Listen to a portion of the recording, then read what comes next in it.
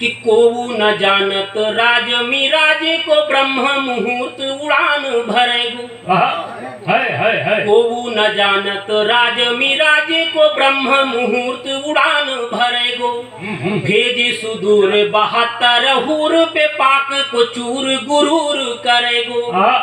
कि बेशक जैस की ऐसी को तैसी को पस्त की औसत बार डरेगो।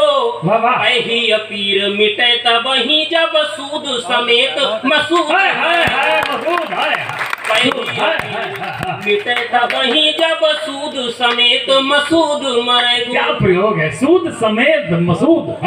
और इसके बाद भारत एक ऐसा विलक्षण देश है पूरे विश्व में कि जहाँ सबूत मांगे जाते हैं। अभी यूक्रेन और रूस का चल रहा है, कोई सबूत नहीं मांग रहा है, लेकिन भारत विलक्षण देश है सबूत के रूप में।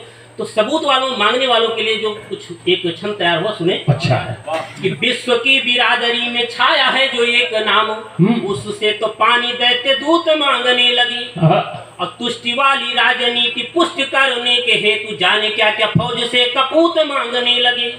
कि बालाकोट वाली चोट होठ पे दबाए हुए अजरम मसूद की भभूत मांगने लगे।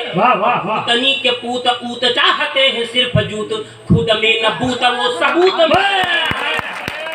खुद में न बूत वो सबूत।